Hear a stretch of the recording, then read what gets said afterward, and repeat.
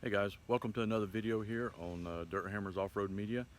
And in this video today, I'm going to cover one of the new accessories that I got installed on my Jeep. And I'm pretty excited about it. I think it looks pretty awesome.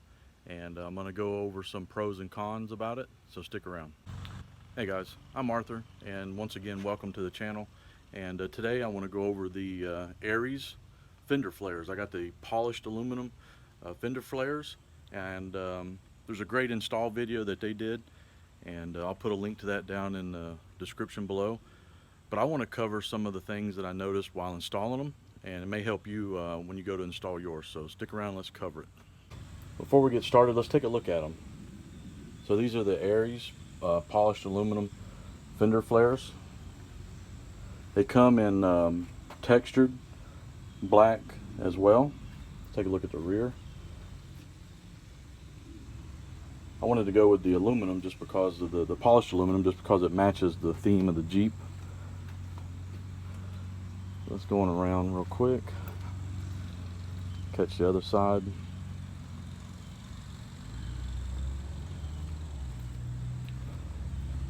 I'm pretty pleased with the quality of these, and I think they look really great. Definitely give the Jeep a pretty good aggressive look across the front, especially with all that increased tire clearance that you now have.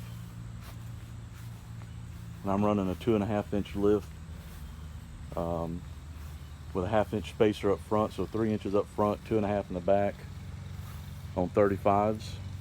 Now, okay, when you go to install the Aries fender flares, the contents in the box comes with those rivet nuts,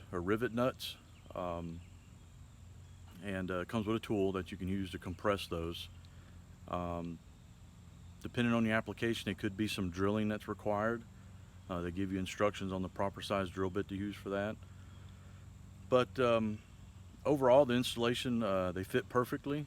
They fit really nice into the recessed area where the factory plastic fender flares were. But a couple things that I would do differently, and I'm probably going to take these back off and kind of address that, is once you get all your factory OEM fenders off, I recommend that you kind of tape off that area and do a really good job of prepping it. Make sure you clean it, but also make sure you touch up any of your paint, especially if you're using the polished. Because what I noticed with the polished fender flares, they're almost like a mirror.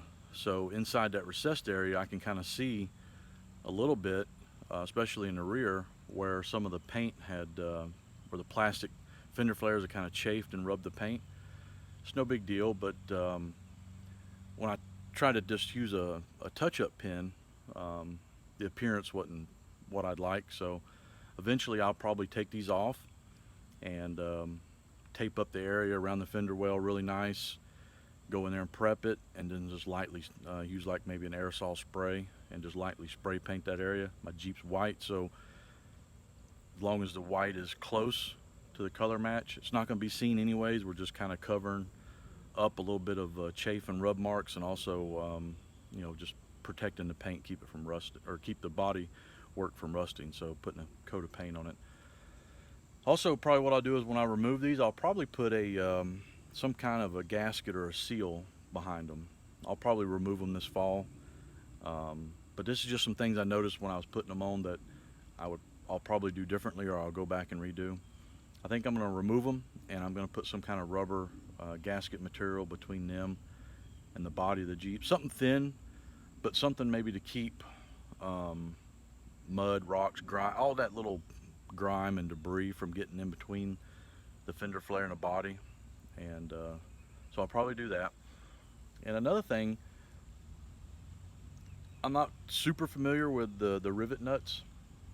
I haven't really used them. I know what they are, but I really haven't used them before. So what I did is in the rear, I used a few of the rivet nuts that were provided, and then where I could, I used through bolts. I used some stainless steel bolt, nylon lock nut and washers to, for me, it gave it more of a rigid joint now.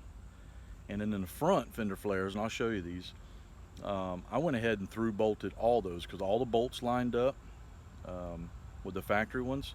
So I went ahead and used stainless steel bolts and nylon lock nuts and through bolted all of those. So let's take a closer look at that. So okay, here in the back I used two of the riv nuts and the factory supplied hardware, or not factory supplied, but supplied by Aries. I used two 1/4-20 stainless steel by 3/4 bolts, washers, and nylon lock nuts right there to through bolt those. Those holes were accessible. The factory holes were accessible on the back side. Another 3 riv nuts I used on this side. There was another riv nut supposed to be used in that corner right there. I did not use it. I didn't think it was necessary because I had the 2 bolts that I through bolted. But one thing that's going to help speed up your process when you install these, as you can see there, my fender liner, I trimmed it, is if you have some form of a cutoff wheel, either electric, pneumatic, it's going to help speed up your process. And I used a little hobby handsaw, and it was kind of time consuming, but it worked. Okay, now going up front, like I said earlier, every one of these has been through bolted. Same thing, 1/4-20 washers, nylon lock nuts, stainless steel, every one of those have been through bolted in the factory holes. I didn't have to do any drilling up front. Again, had to trim the fender liner with a handheld little hobby saw, and that was probably one of the most time consuming pieces. But you don't have to use the riv nuts in the front fenders if you don't want to. Okay, I thought through bolting it would give it a more rigid, solid joint to resist, you know, vibration and stuff like that a little better. And you know, cost about $20 to go buy all the stainless steel bolts and washers, so it wasn't that big a deal. Okay, so that's just a little bit of a update on the Jeep and the new fender flares that I installed by Aries. Really a whole lot of pros. I didn't really find any cons against the product. It seems to be, you know, well built. The welds look good. Like I said, they come in polished aluminum. That's what I went with. They also come in a textured black, which I know is pretty popular on most Jeeps. Everybody's using black. But overall, man, I like them. They look really good. They added a lot more clearance in the fender wells for when you get some articulation going when you're off-road. They're more durable, not going to fade, not going to chip, crack. You know, it does, if you take some kind of impact on the trail to the fenders, you know, of course that's going to be transferred into the body of the Jeep, but that's just one of the compromises that you'll have to deal with. It won't flex or bend or anything like the plastic ones would. So that's one thing to consider. Just depends on how hard you're going to be wheeling off-road. But like I said, the biggest thing is during installation, get all your plastic fenders off. Make sure you allow yourself plenty of time. It took me about 6 hours, so I would plan for at least half a day, just so you don't feel rushed and you got plenty of time.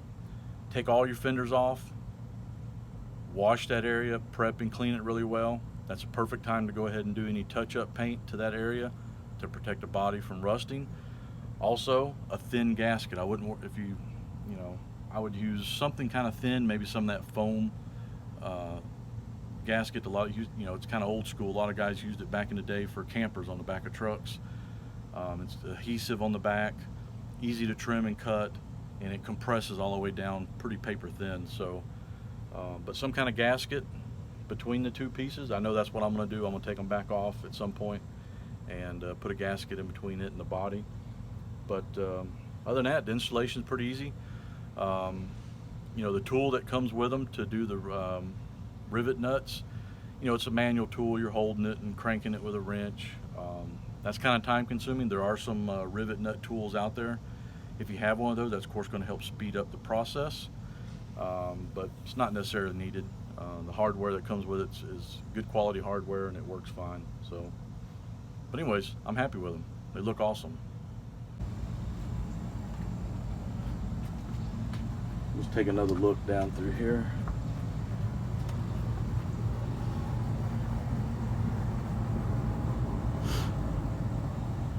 anyways, I think they look great. They really match the theme of the Jeep with all the other stainless and polished aluminum parts. My wife says she's on the fence about it, but I think she'll come around. It just looks good.